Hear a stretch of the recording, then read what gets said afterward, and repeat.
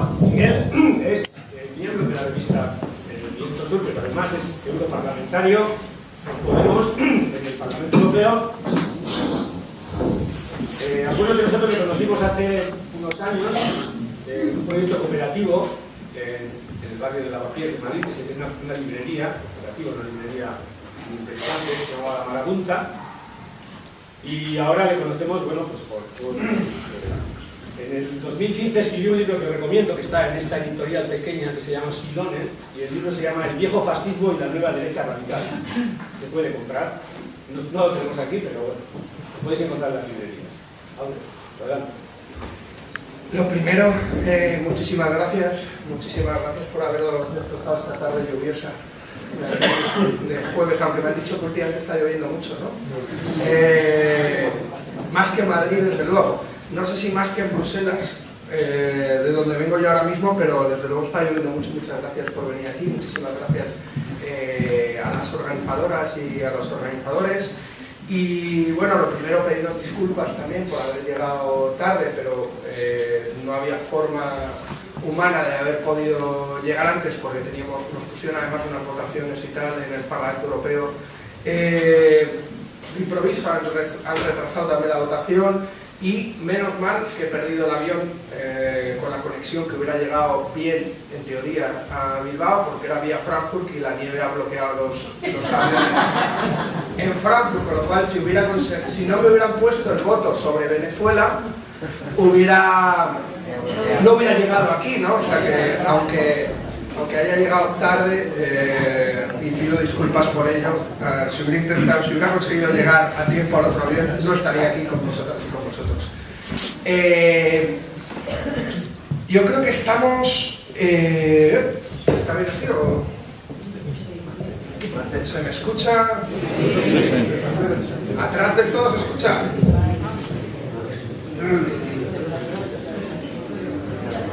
A ver, si no me levanto bien. ¿Qué es lo que estamos viviendo, ¿no? Yo creo que es una cuestión importante. Yo creo que algunas personas llevábamos tiempo intentando estudiar, intentando observar un poco los movimientos políticos de una ola reaccionaria que ahora como que se ha mostrado con mayor intensidad de la que podíamos haber visto antes, ¿no? Yo el libro que comentaba el compañero, yo empecé a trabajarlo hacía mucho tiempo y ahora incluso vamos a intentar sacar también con la misma editorial otro libro un poco más amplio justamente sobre este tema, porque ha habido una evolución, yo creo también muy importante en la extrema derecha. Yo creo que podemos hablar prácticamente que de la década, desde el inicio del siglo XXI hay un cierto despertar de la extrema derecha a nivel europeo, y la gran novedad es que no solo es a nivel europeo, sino que estamos viendo que estamos ante una ola reaccionaria global. De hecho, podemos decir que 4 de las principales democracias del mundo están gobernadas por presidentes de extrema derecha, por presidentes con una política sumamente autoritaria, ¿no? Tenemos Trump, seguramente sea el más reconocido, Bolsonaro últimamente, pero tenemos Duterte en Filipinas, o tenemos Modi en la India, o sea que tenemos un arco muy amplio, justamente en donde yo creo que hay un elemento central para mí, sobre todo para contextualizar lo que estamos viviendo. No solo estamos viviendo un ascenso de la extrema derecha, sino lo que estamos viviendo es un ascenso del autoritarismo a escala global. Estamos viendo un ascenso del autoritarismo a escala global en donde es la extrema derecha su elemento más radicalizado. Pero yo creo que podríamos hablar claramente de que estamos en un momento de neoliberalismo autoritario que ha colonizado las instituciones y ha colonizado a los principales partidos. Y yo creo que prácticamente no se salva ninguno de los grandes partidos a nivel europeo. De hecho, ¿a qué me estoy refiriendo? ¿Cómo se respondió a la crisis de la deuda en Grecia? ¿Cómo respondió la Unión Europea al referéndum en Grecia? ¿Cómo respondió la Unión Europea a la llegada de miles y miles de refugiados sirios en 2015? ¿Cómo respondió el gobierno francés ante los atentados en Bataclan con un estado de emergencia que se mantiene? ¿Cómo respondió el Estado francés, por ejemplo, a las protestas, ¿no?, que estamos viendo de los chalecos amarillos? ¿Cómo respondió el Estado español ante el 1 de octubre? ¿Cómo respondió?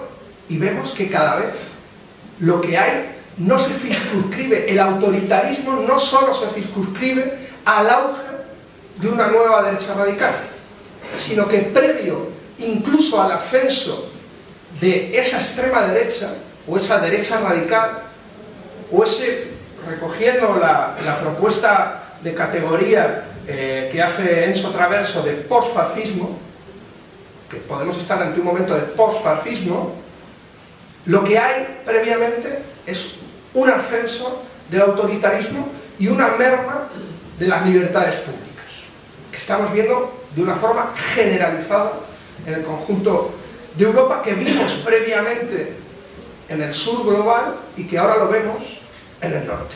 Esa es una de las grandes diferencias, si acaso, en los últimos años. ¿Y por qué se produce esa especie de autoritarismo neoliberal, que es la ventana de oportunidad también para el crecimiento de esa extrema derecha y para la normalización de las políticas de extrema derecha? Porque al final, yo creo que, no sé si recordáis esa frase de Margaret Thatcher, ¿no?, cuando le preguntaron cuál había sido su mayor victoria, y ella dijo Tony Blair, ¿no? Dijo que su mayor victoria había sido que el primer ministro laborista no hubiera querido cambiar las políticas neoliberales que había impuesto Margaret Thatcher. Yo creo que si le hubiéramos preguntado hace unos años a Le Pen cuál había sido su mayor victoria, seguramente nos hubiera dicho Manuel de Valls. Nos hubiera dicho Manuel de Valls porque había conseguido que parte de las políticas xenófobas que estaba difundiendo, de la agenda política xenófoba del Frente Nacional, había sido adoptada por un gobierno socialista. Estamos viendo cómo no solo hay una radicalización en la derecha, sino hay una cierta normalización de esos autoritarismos. ¿Y por qué? ¿No? O sea, ¿por qué está pasando esto? O sea, yo creo que hay... ¿Y por qué sobre todo se ha acelerado en el norte a raíz de la crisis del 2008? ¿No? Que hay un elemento que yo creo que es fundamental. Por la ruptura del consenso. Por la ruptura del consenso social sobre las políticas neoliberales.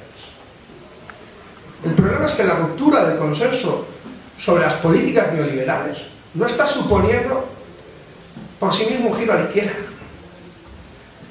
ni siquiera una respuesta progresista a esas políticas neoliberales, sino que estamos viendo que la polarización de la ruptura del consenso neoliberal está generando un elemento que podríamos considerar que las polarizaciones políticas se construyen ya no solo en un eje izquierda, sino en un eje fuera del sistema, dentro del sistema. Donde hay un gran dentro del sistema, lo que el politólogo Tariq Ali llama extremo centro, como en cierta medida la revolución neoliberal lo que construyó es que los dos grandes partidos dejaron de ser dos grandes partidos para convertirse en un único gran partido, ese gran extremo centro con dos papeletas, que ha hecho una ruptura de esas bases sociales de esos partidos que han ido hacia sus márgenes políticos.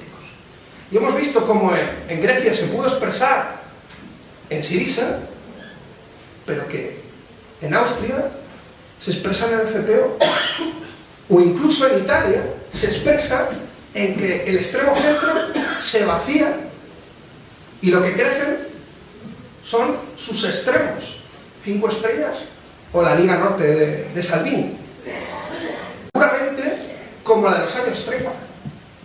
La gran diferencia es que esas polarizaciones políticas no solo son contradictorias, sino se expresan entre lo que podría ser dos antagonismos como comunismo y fascismo, sino que incluso se puede expresar entre extrema derecha y extremo centro, o Partido Popular en marcos europeos y extrema derecha, o incluso que hay un elemento ahí interesante, cómo esas polarizaciones políticas no se demuestran tanto en procesos de protesta social, sino en revueltas electorales. Y estamos viendo cómo hay revueltas electorales que están rompiendo los marcos políticos nacidos después de la Segunda Guerra Mundial, en donde estamos viendo que la principal víctima de ese gran extremo centro ha sido el Partido Socialista Europeo, un Partido Socialista Europeo que prácticamente desaparece en Francia. O sea, cuando hablamos del terremoto electoral, es que un partido que está gobernando ni siquiera pasa la segunda vuelta a las presidenciales francesas y consigue un 6% de los votos. Terremoto electoral es que el Partido Democrático en 2014, en las elecciones europeas en Italia, consigue el 40% de los votos. En 2018 no llega al 19%. Eso es un terremoto electoral. Un terremoto electoral es, por ejemplo, que el Partido Socialista Alemán consiga el peor resultado de su historia y no para de crecer. Que el Partido Socialista Holandés pase del gobierno y ser la segunda fuerza a ser la séptima fuerza del Parlamento holandés. Y quien emerge normalmente, o el ejemplo paradigmático también, el PASOK en Grecia, que pasa prácticamente de la gran coalición y del gobierno a casi su desaparición y el ascenso de Syriza. Pero salvo el ascenso de Syriza, en la mayoría de los países de Europa, de los estados europeos, quien emerge es la extrema derecha. Y quien emerge ante ese extremo centro es la extrema derecha. Y quien aparece en los márgenes del sistema como impugnador del sistema es la extrema derecha. Y eso es lo que estamos viendo ahora mismo. ¿Y por qué? O sea, ¿cómo consigue esa extrema derecha canalizar esas revueltas electorales y ese voto de protesta?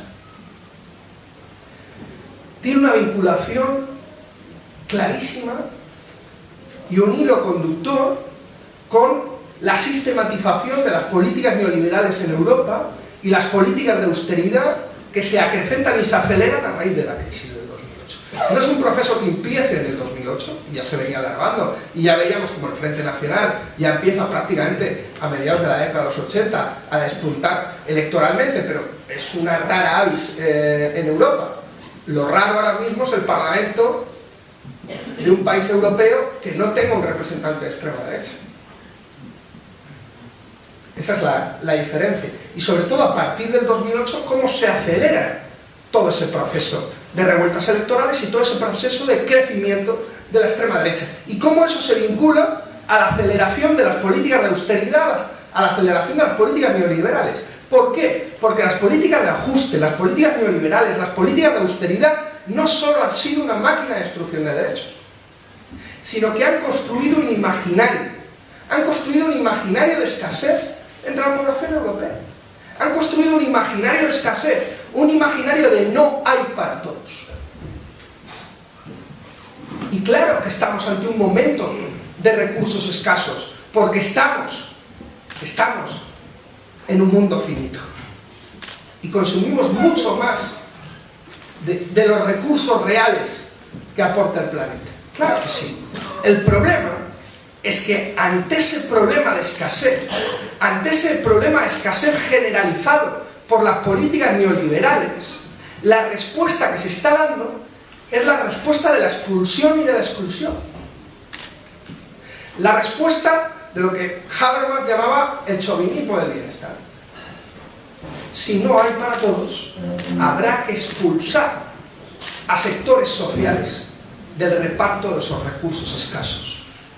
Recursos entendidos no solo como una cuestión monetaria, sino también acceso a la sanidad, acceso a la educación, acceso al trabajo. Eso es lo que está ahora mismo en cuestión. ¿Y por quién se empieza? ¿A qué sectores sociales se empieza a expulsar?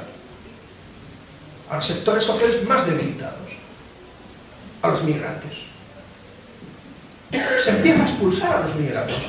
Y los migrantes se convierten en un chivo expiatorio de la escasez de recursos, que permite que la extrema derecha señale la expulsión de los migrantes, y de ahí nace el españoles primero, franceses primero, alemanes primero, americanos primero. De ese mecanismo de expulsión social de la que habla la socióloga Saskia Sassen, que empieza evidentemente con los migrantes, pero no acaba con los migrantes. Cada vez se ven más sectores sociales que son expulsados de esos recursos escasos, y se plantea una pregunta fundamental, que es ¿quién tiene derecho a tener derechos en Europa? Que esa es la pregunta que se nos está haciendo, y la extrema derecha está respondiendo. Los franceses. Y ahí entra un debate, una especie de neurosis identitaria, que la hemos visto de una forma acelerada en Francia, pero que cada vez prende en otros países de Europa, que es ¿quién es francés? Claro, el magrebí que va a ir a Eurovisión, ¿es francés o no es francés? ¿Claro? ¿Quién es francés? Recordemos cuál fue la pregunta que planteó el gobierno de Sarkozy, que justamente planteó quién era francés y quién no lo era, excluyendo, por ejemplo, a terceras o cuartas generaciones de argelinos, de magrebís y de población migrante asentada durante décadas en Francia. Una neurosis identitaria que también responde a la fragilidad que la uniformidad neoliberal y la globalización de la uniformidad también genera dentro de las propias sociedades. Porque al final, ese sentimiento de pertenencia también se construye en torno muchas veces ante la expulsión de los que no pertenecen a tu colectivo social, de los que no pertenecen a tu identidad.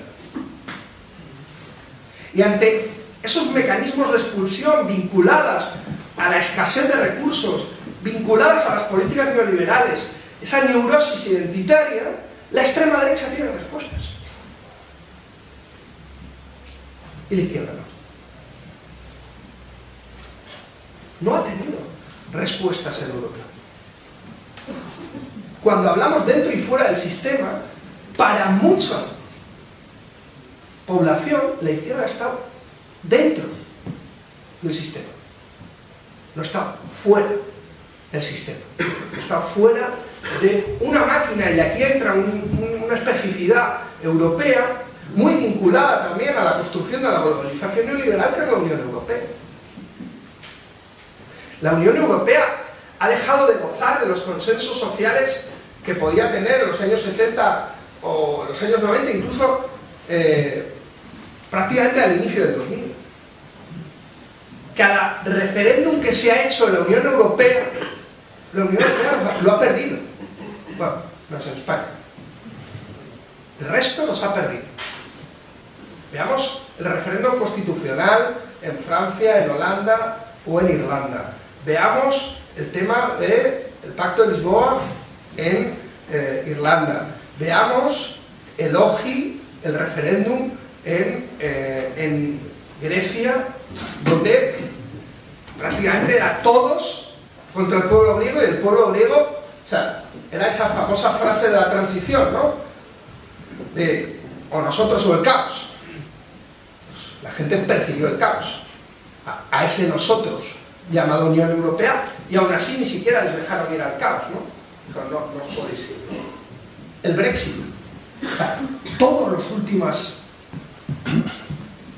referéndums populares que ha vivido la Unión Europea los ha perdido. Y eso demuestra una desafección brutal de la población con un mecanismo que es asociado ya no solo a bienestar, que era la identidad que se había construido en torno al europeo. La identidad europea era el estado de bienestar. Si se cargan el estado de bienestar, no hay identidad europea. Entonces, ante esa falta, ante ese agujero, la extrema derecha construye una identidad de pertenencia. Y vemos incluso una mutación. La extrema derecha ha pasado de querer salirse de la Unión Europea a intentar conquistar la Unión Europea. Esto es un cambio prácticamente en los últimos meses con la entrada de Salvini, ¿no? De hecho, podemos ver que en la próxima elecciones en mayo no solo podemos tener a una extrema derecha que tenga el segundo grupo del Parlamento Europeo, eso es posible. De hecho, si ahora mismo los diferentes grupos de extrema derecha del Parlamento Europeo se juntaran, ya prácticamente serían el segundo grupo por delante de los socialistas, sino que incluso podemos llegar a tener comisarios de extrema derecha. Y unos cuantos, poner comisario, Austria tiene que meter comisario, Eslovenia tiene que meter comisario, Hungría mete comisario.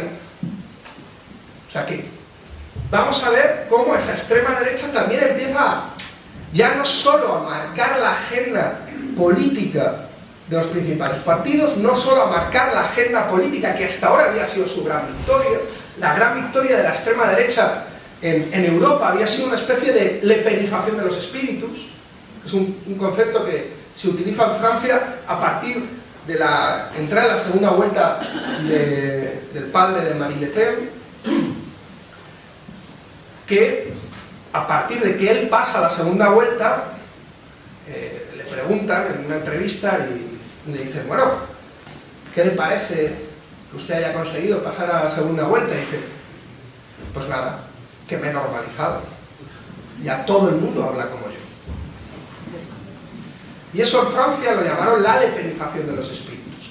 Por cierto, ¿quién era el que partía como supuesto vencedor en las encuestas? No sé si acordáis, Jospin. Jospin, socialista. ¿Qué consiguió Le Pen? Que el debate fuera sobre la seguridad, sobre la inseguridad, sobre la migración. Jospin no pasó ni a la segunda vuelta. Pasó Chirac, un presidente, bueno, un candidato que luego terminó siendo presidente, encausado en casos de corrupción, y se generó el llamado bloque republicano. Con tal de que no ganara Le Pen, todo el arco político pidió el voto para Chirac. Lo digo porque luego, si queréis, le podemos dar una vuelta también a todas las experiencias que se han intentado hacer de cordón sanitario, de intento de frenar a la extrema derecha en Europa en clave electoral, y cuáles han sido los fracasos justamente de esos cordones sanitarios hasta ahora. Lo que consiguieron fue polarizar todo el sistema político contra Le Pen. Porque si no estamos ante, y yo creo que es muy importante lo que decía Iñaki, no estamos ante un resurgir de los fascismos. Yo creo que esto es una cuestión importante ponerlo encima de la mesa. Lo digo porque muchas veces utilizamos el concepto de fascismo prácticamente como un insulto, ¿no? O sea, más que como una categoría social, ¿no? Eres un fascista, o el PP fascista, no. Y yo creo que es importante no utilizarlo como un insulto, porque si no pierde su capacidad de análisis. El fascismo se construye en un periodo y en un contexto político muy particular. No estamos ahora mismo en ese contexto, no estamos ante un auge del movimiento obrero al que se intenta anteponer un movimiento fascista para acabar con él. Por desgracia, no estamos ante ese auge del movimiento obrero. No tenemos tampoco partidos fascistas entendidos como partidos que, más allá de lo electoral, tienen una imbricación social en sindicatos, en construcción de organizaciones de masa, de organizaciones juveniles, de organizaciones de mujeres, como era el fascismo clásico. ¿Por qué? Porque como su utilidad era acabar con el movimiento obrero, no solo servía al Estado, necesitaban la implicación de una parte fundamental de la sociedad en acabar justamente con el movimiento obrero organizado. Eso no se está viendo ahora mismo. Tampoco estamos ante una liquidación física de los oponentes políticos, y yo creo que eso es otro elemento, ¿no? Cuando decimos, bueno, Trump es un fascista.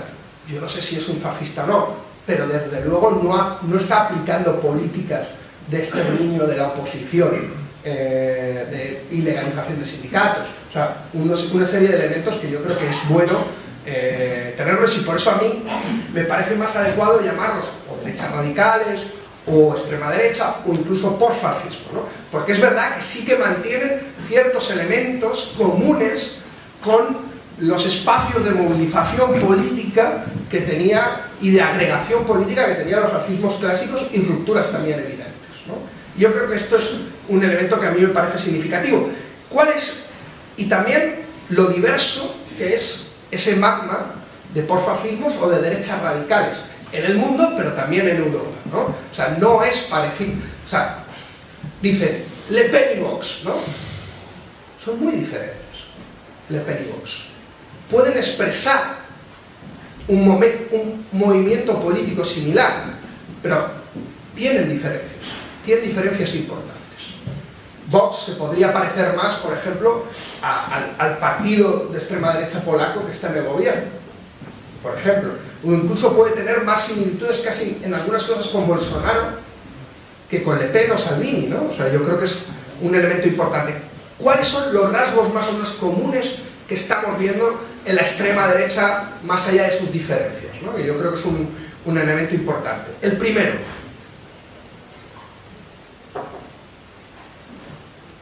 están sirviendo para canalizar un voto de protesta contra el sistema.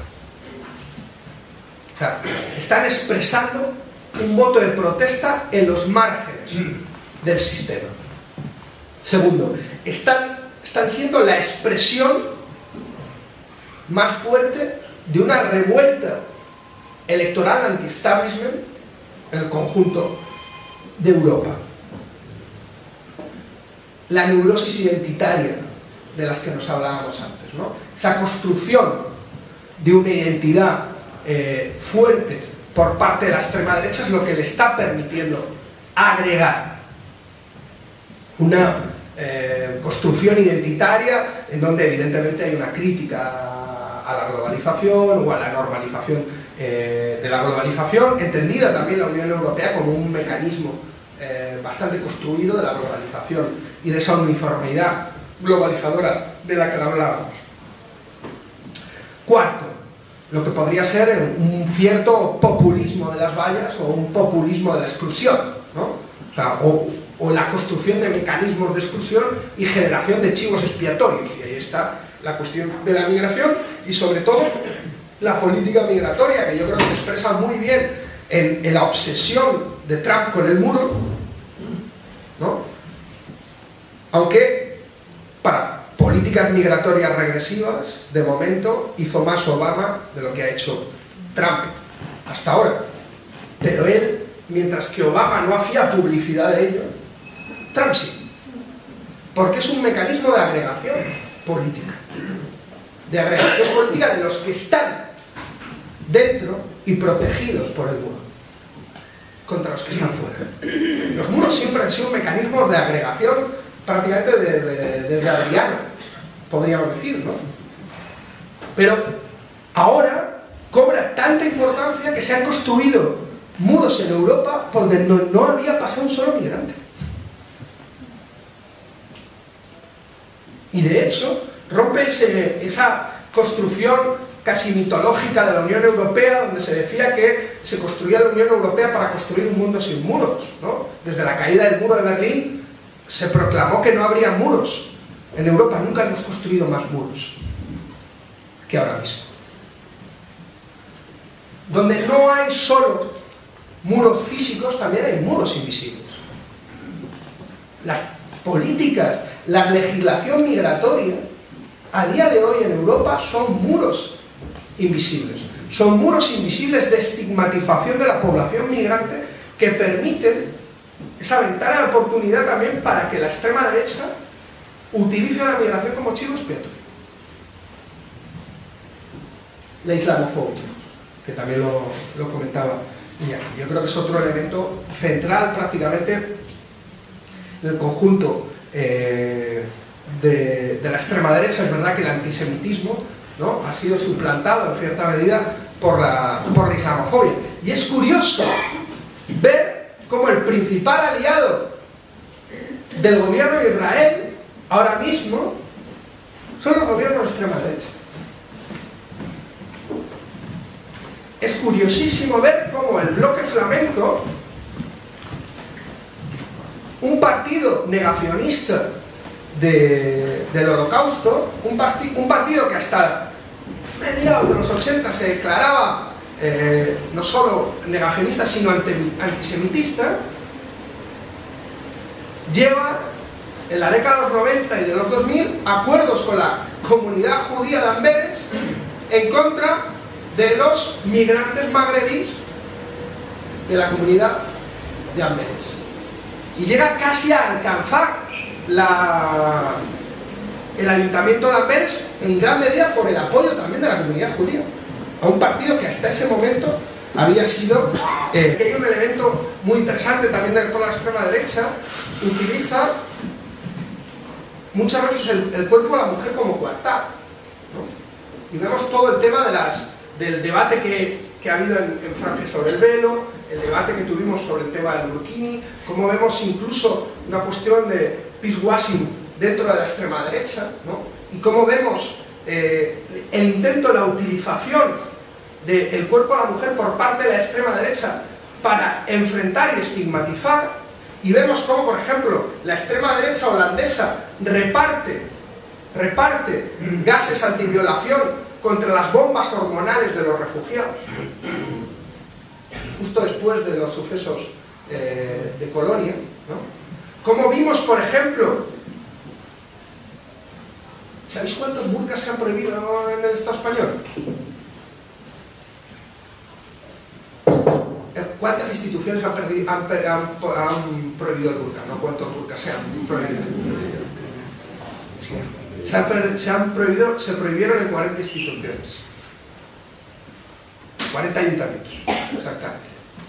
39 de ellos en Cataluña. Uno en Galapagar, en Madrid. 39 en Cataluña. ¿Qué pasaba en Cataluña para que se prohibieran burkas? Fue cuando el ascenso de Plataforma per Catalunya, no sé si os acordáis. Un grupo pequeño de extrema derecha que tenía simplemente representación local, que nunca llegó a tener representación en el Parlamento catalán, pero que condicionó una agenda para que en Cataluña se prohibieran en más ayuntamientos burkas que burkas había en Cataluña. En donde se utilizaba justamente los derechos de las mujeres como coartada.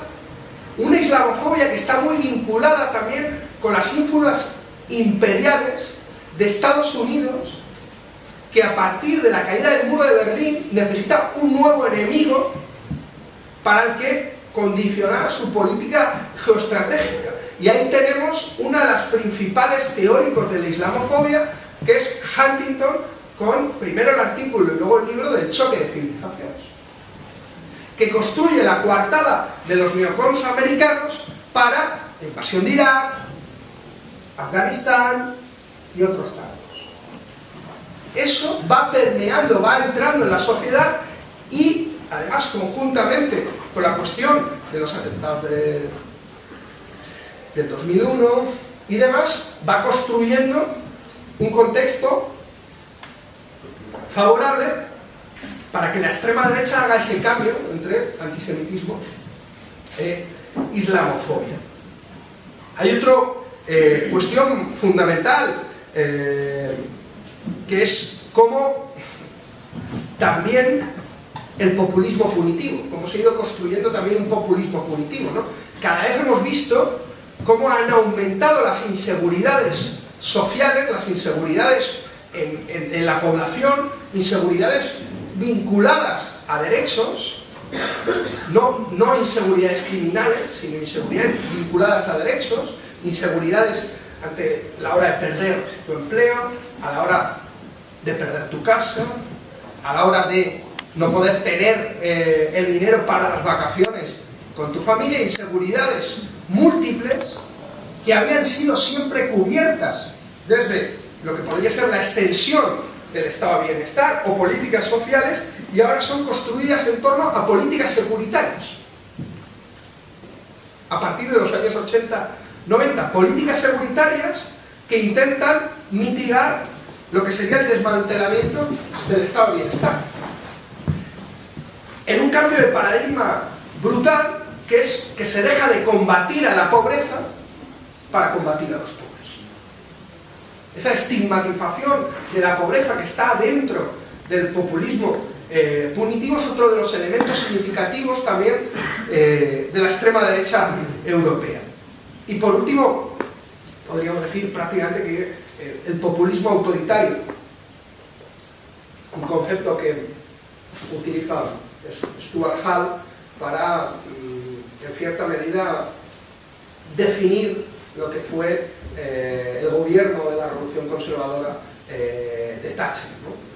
Realmente lo que hace es actualizar el concepto de Gramsci de revolución pasiva y cómo, en cierta medida, estos nuevos gobiernos autoritarios, este nuevo gobierno del populismo autoritario, ya no tienen un enemigo exterior, sino tienen un enemigo interior. El enemigo interior de Thatcher era los sindicatos, ¿no? Como el enemigo interior de ese populismo autoritario son las mediaciones sociales. Son las mediaciones sociales que en Inglaterra tenía su expresión más potente en los sindicatos, y cómo eso atraviesa al conjunto también de la extrema derecha. ¿Cómo llegamos a la renovación política de esa extrema derecha para pasar de la Segunda Guerra Mundial, de los fascismos de entreguerras, a lo que tenemos ahora, ¿no? Yo creo que es un elemento muy importante, sobre todo porque la extrema derecha es derrotada no solo militarmente, sino que es derrotada políticamente, salvo en el Estado español. En el conjunto de Europa, la democracia está vinculada al antifascismo. Está vinculada al antifascismo. Bueno, sí, incluso en Portugal, con la Revolución de los Claveles, o incluso en Grecia, ¿no? Salvo en el Estado español, en prácticamente todos los países europeos, la democracia, o por lo menos los países occidentales europeos, la democracia está vinculada al antifascismo. Y eso supone una derrota política tremenda de los fascismos de entreguerras. Una derrota que hace que pasen durante un tiempo muy largo una travesía política en el desierto, salvo en algunos casos. Los casos más significativos pudieron ser Austria, en donde ya en el 49 la extrema derecha obtiene el 11% de los votos, lo que serían los herederos del FPÖ actual, y el movimiento social italiano, que también en las primeras elecciones consigue un resultado significativo entre un 5 y un 6%, ¿no? O sea, ni siquiera hay una desfascistización real del Estado italiano, aunque la Constitución italiana se declara antifascista formalmente, ¿no? Son los únicos espacios donde la extrema derecha tiene una continuidad fuerte. Francia es ampliamente derrotada porque la extrema derecha francesa está vinculada directamente a la traición de Vichy. La extrema derecha en Europa pierde un concepto fundamental, que es el concepto de nación y de patria. Son antipatriotas porque apoyaron las invasiones nazis. ¿Quién era patriota? El de la resistencia francesa. ¿Quién era patriota en Italia? El de los partisanos. ¿Qué es lo que pasa para que haya esa renovación dentro de la extrema derecha europea? Primer elemento, una constitución de una especie de nuevos populismos, ¿no? en Europa. Y hay dos ejemplos fundamentales: el coaliquismo italiano y el pujadismo francés. Yo creo que son dos elementos fundamentales. El coaliquismo italiano fue un cómico, nos puede llamar. Yo siempre recuerdo, cuando hablo de estas cosas, siempre recuerdo la frase de Marx, ¿no? La historia solo se repite dos veces, primero como tragedia y luego como farsa, ¿no? Un cómico que monta un partido en Italia, en el 45, que se llama el Partido del Hombre Cualquiera, que dice que es donde tiene elementos de un fascismo primitivo y sobre todo elementos de una cierta revuelta antifiscal, en donde una revuelta también anti instituciones estatales, en donde plantea que lo que había que hacer, lo único que necesitaba Italia era un contable que abriera el libro de cuentas el 1 de enero y que lo cerrara el 31 de diciembre, ¿no? Que había que acabar con el Estado, ¿no? Que el Estado era una opresión a la libertad de las personas, ¿no? Ese movimiento llegó a tener, de una forma de partido relámpago, fugaz, llegó a tener un impacto muy fuerte en la posguerra italiana, los primeros años de la posguerra italiana, alcanzando prácticamente un casi 10% de los votos. Y igual que crece de rápido, prácticamente en 2 años se disuelve. Pero deja una impronta muy fuerte y de hecho en Italia el cualinquismo es una especie de denominación como de esa mayoría silenciosa, ¿no? Que se utiliza, que por ejemplo utilizaba Nixon, ¿no? en Estados Unidos. Y luego el pujadismo incluso que ha sido vinculado hasta con los chalecos amarillos hace poco, ¿no? El pujadismo era una revuelta antifiscal, fundamentalmente antiimpuestos, de la pequeña burguesía rural francesa, que dirigida, pronuncio fatal los nombres en general, Pujadas, sería más o menos algo así, de ahí viene el movimiento pujadista, el que lidera ese movimiento de tenderos de pequeña burguesía contra los impuestos y no solo lidera esas protestas sociales que luego se convierten en un partido y que alcanza el 12% de los votos en el 56 en Italia, en Francia. Y en su lista está el diputado más joven de la historia de Francia, 26 años, Jean-Marie Le Pen, en la lista del pujadismo. Le Pen deja el movimiento pujadista consigue eliminar esos impuestos por los que había nacido y se disuelve prácticamente igual, pero sí que construye una impronta dentro de lo que podría ser la política francesa y que es clave luego en la recomposición de la extrema derecha en la década de los 80 en Francia. Segundo elemento fundamental para la extrema derecha después de la posguerra. Todo el proceso de descolonización. El proceso de descolonización genera una serie de movimientos tectónicos también en países centrales de Europa. Francia es un elemento vital, ahí tenemos la OAS, todo lo que supuso la independencia de Argelia. La OAS tuvo una fuerza no solo dentro del ejército, sino también dentro de la sociedad francesa muy fuerte. Pertenece a la OAS, por cierto, Jean-Marie Le Pen, que se mete como paracaidista en la guerra argelina. Y no sé si recordáis cuál era el símbolo que utilizaba la OAS para reconocerse entre ellos dentro del ejército. La cruz céltica. No sé si veis todas las cruces célticas que suelen sacar ahora los grupos neonazis. Quien recupera la cruz céltica para los movimientos de extrema derecha es la OAS.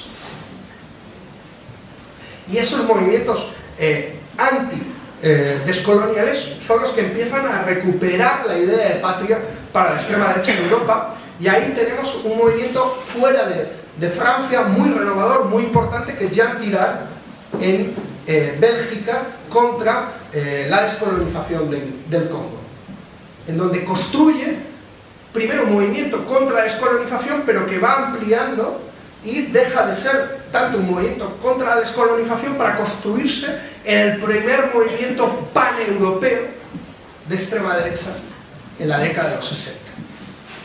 Un movimiento paneuropeo que se llamó Joven Europa. Joven Europa llegó a tener sedes y grupos en todos los países prácticamente de Europa y hablan de lo que luego fue una corriente importante, sobre todo en la extrema derecha, considerada más nacional-socialista o nacional-revolucionarios, ¿no? Joven Europa llegó a tener sede y grupo en el Estado español durante el franquismo, y ese grupo dio luego lugar, no sé si os recordaréis, a la librería Europa en Barcelona, de la extrema derecha. Venía justamente de ese grupo de Jean Tirard, de Joven Europa, un grupo también que hace una renovación porque por primera vez habla de la Europa de las patrias, empieza a recuperar esa idea de un movimiento paneuropeo que se enfrente tanto al colonialismo americano como al colonialismo soviético de la Unión Europea, e incluso adquiere, pasando de ser un movimiento antidecolonial a incluso apoyar movimientos de liberación, como por ejemplo el movimiento de liberación palestina.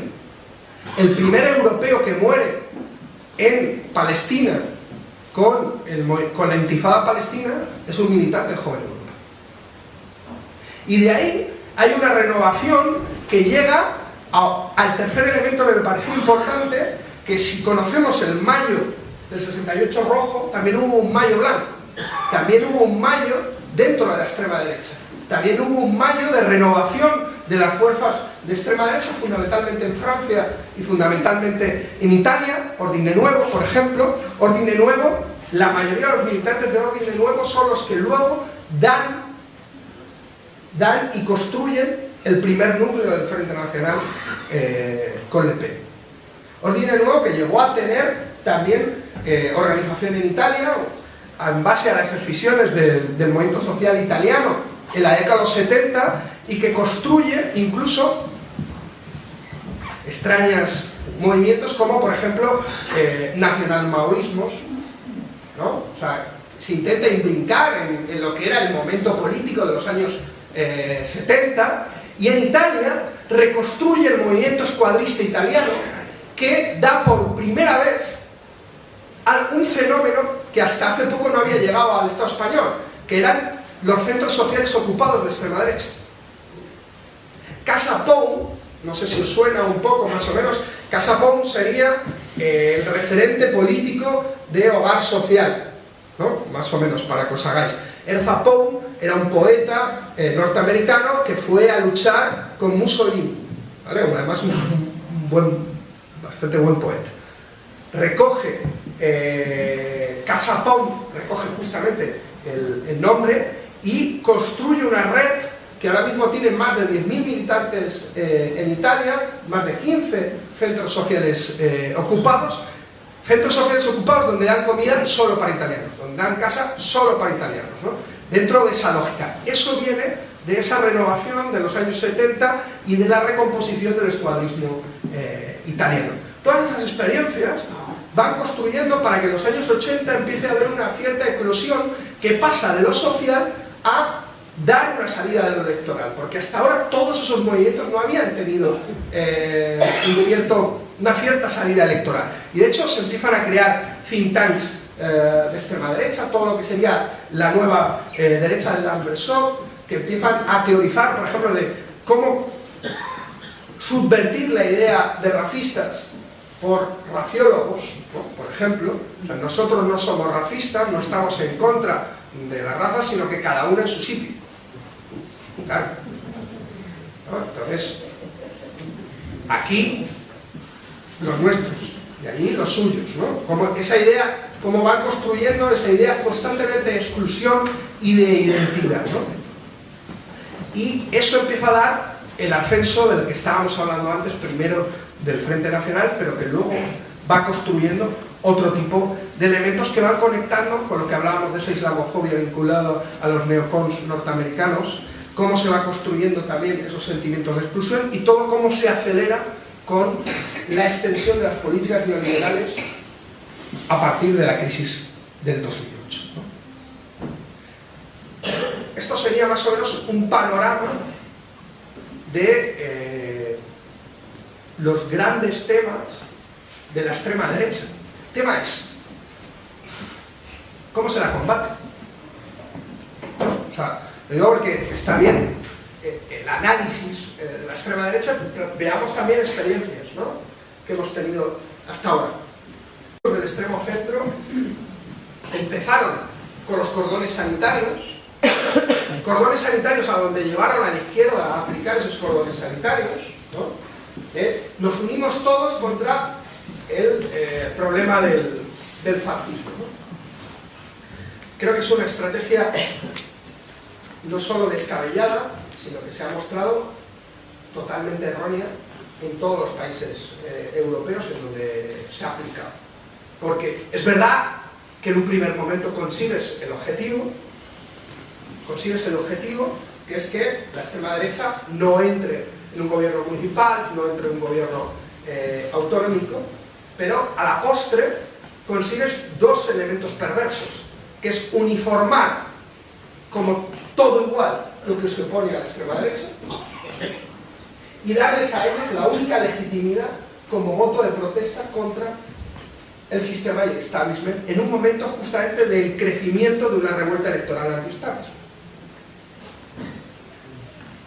Construye que, por ejemplo, en las regionales francesas, antes de la debacle del Partido Socialista de Hollande en las últimas elecciones presidenciales, construyes que al final, menos en Bretaña, en todas las regiones francesas gobernaba el Partido de los Republicanos. ¿Por qué? Porque como la lógica del bloque republicano era apoyar al partido mayoritario contra el Frente Nacional,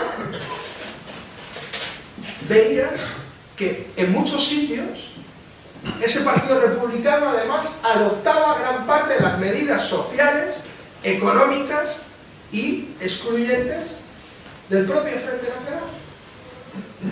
Porque el siguiente elemento que se ha utilizado entre los partidos regionales ha sido, en cierta medida, comprar gran parte del discurso y gran parte de la gente. La mayoría de los países miembros de la Unión Europea han comprado la agenda de la extrema derecha en cuestiones migratorias, por ejemplo, en cuestiones excluyentes. De hecho, analicemos este gobierno. Analicemos el gobierno de Pedro Sánchez. Analicemos cómo un gobierno empieza acogiendo al Aquarius, que es una tontería, porque 600 personas, acoger 600 personas para un Estado como el español es insignificante, es más un gesto político. Un gesto político que tuvo un impacto muy fuerte en Europa, y que hizo que muchos partidos también se movieran, lo cual demuestra que si tú presionas por otro lado, también el arco político se puede mover hacia el otro lado. Incluso obligaba a Macron o a otros primeros ministros a tener que justificar por qué ellos no habían acogido al Aquarius, ¿no? ¿Cómo se pasa de la acogida al Aquarius? ¿Cómo se pasa en cierta medida de recuperar una reivindicación que se había construido en torno al alquilar refugios a no dejar salir al Open Arms o tener a la Ita y Mari aquí sin poder salir de puerta? ¿Qué ha pasado en esos 6 meses? ¿Qué ha pasado en esos 6 meses, ¿no? ¿Qué vemos después de la acogida del Aquarius? ¿Quién gana el Congreso del Partido Popular? Casado. ¿Cómo gana el Congreso del Partido Popular Casado?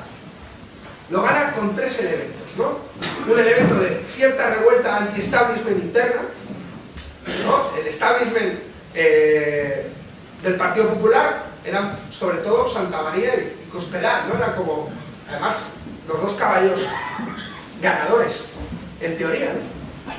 Con una revuelta anti-establishment, copiando elementos, por cierto, de las propias primarias republicanas de Trump dentro del Partido Republicano, con un giro neoconservador hacia Vox, que el propio Casado asume. Tenemos que recuperar esos militantes, esas personas del PP que se han ido a Vox. Y tercero, con un discurso profundamente antimigratorio y islamófobo, ¿no? Que podríamos pensar que podía estar asesorado por uno de sus principales valedores, que era Maroto, que fue alcalde de Vitoria y fue denunciado por su racismo, justamente por sus declaraciones con la cuestión migrante y las ayudas del Ayuntamiento de Vitoria, pero que tenía un elemento de mayor calado, ¿no? O sea, Casado comprende que la cuestión migratoria va a ser dentro del Estado español una cuestión políticamente importante, y lo que hace es girar hacia las propuestas dentro del Partido Popular Europeo de Orbán. Por cierto, nunca confundir con Urban, ¿sabes? Donde hay un giro hacia Orbán. De hecho, Casado, cuando se hace la votación del Parlamento Europeo para condenar a Orbán y empezar el trámite justamente para que pueda ser condenado el gobierno de Orbán por las políticas racistas y de recorte de libertades en Hungría por parte de la Unión Europea, algo muy simbólico porque el Consejo lo va a parar porque necesita unanimidad y no va a tener unanimidad para aplicar el artículo 8, Casado llama a sus eurodiputados para que en ningún caso voten a favor de eso, mandando un mensaje muy claro. Y de hecho, González Pons, el jefe del PP europeo, que no es que sea un angelito, proponía votar a favor y ni siquiera vota, mostrando el rechazo a la propuesta de Casado de no castigar públicamente a Orbán. Hay una vinculación clara a Orbán y una vinculación clara a Orbán la cuestión migratoria. Y Casado va a visitar Melilla y va a visitar La Valla. ¿Y qué pasa después? Que empieza una competencia dentro de la derecha para ver quién tiene políticas más duras en cuestión migratoria. Y de hecho vemos cómo Ciudadanos empieza una campaña veraniega contra el Top Manta y contra los manteros. Y empezamos a ver cómo empieza a criminalizar justamente a los manteros. Y cómo empieza a haber una competencia entre ambos partidos de la derecha, porque la derecha, por primera vez desde la transición, el Estado español empieza a tener una competencia política inusitada en ese espacio político. Esa competencia por las cuestiones de a ver quién es más duro en temas migratorios, hace y abre una ventana de oportunidad para que Vox, en las elecciones andaluzas, se meta. El 38% de los votantes de Vox dijeron que votaron a Vox por cuestiones migratorias. Digo porque la mayoría de la gente dijo que bueno, era por la defensa de España, la defensa con el tema de Cataluña. Eso tuvo un papel muy importante. Pero el papel más importante, o lo que definió a la mayoría de los votantes de Vox, fue justamente el control migratorio. Esa competencia hace mover todo el arco político. Y en ese movimiento del arco político es donde se cuelan los monstruos. Cuando les compras el discurso, los normalizas. Cuando les compras el discurso, los normalizas. Y giras todo el arco político hacia la derecha y hacia sus posturas. Y el gobierno de Sánchez, en temas migratorios, es un ejemplo clarísimo. Y alguna gente decíamos que el 15M había supuesto una vacuna contra el auge de la extrema derecha en España. ¿Por qué? Porque el 15M da una respuesta ante la escasez de recursos. Da una respuesta. ¿Y cuál es la respuesta? No vamos a excluir a nadie, vamos a criticar el reparto. Claro que hay una escasez de recursos, pero el problema es el reparto de esos recursos. Ahora mismo no hay una política más antifascista, y no hay una política más antiautoritaria, no hay una política que pueda enfrentarse más a las derivas xenófobas que estamos viendo, como criticar, como romper, como acabar con las políticas de austeridad, con las políticas de exclusión social que están llevando el neoliberalismo hasta el tuétano de nuestra gente. cómo conseguir no enfrentar a unos contra otros por esos recursos, cómo acabar con la guerra entre el último y el penúltimo, y eso señalando a los culpables, señalando al reparto, hablando del reparto de la riqueza, hablando del reparto de los trabajos, hablando del reparto del tiempo. Eso es una política ahora mismo que puede frenar a la extrema derecha. Y ahí es donde nos tenemos que implicar. Y ahí es donde nos tenemos que implicar desde todas las vertientes. Desde todas las vertientes. Y aquí tenemos dos cuestiones fundamentales, o dos grandes bazas. En el Estado español tenemos posiblemente el movimiento feminista más fuerte, más sólido, más vigoroso y también más radical de toda Europa. Radical entendido como que va a las raíces de los problemas. Va a las raíces de las desigualdades.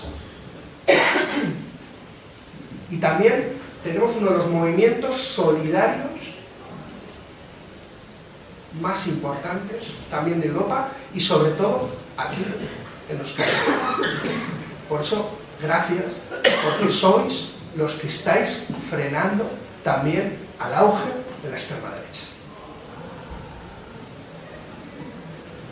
Donde se construye común, donde se construye comunidad, no entra la extrema derecha. No entra la extrema derecha. Donde hay sindicatos, no entra la extrema derecha. Donde hay asociaciones de vecinos, no entra la extrema derecha. Eso es practicar antifascismo militante hoy en día. Muchas gracias.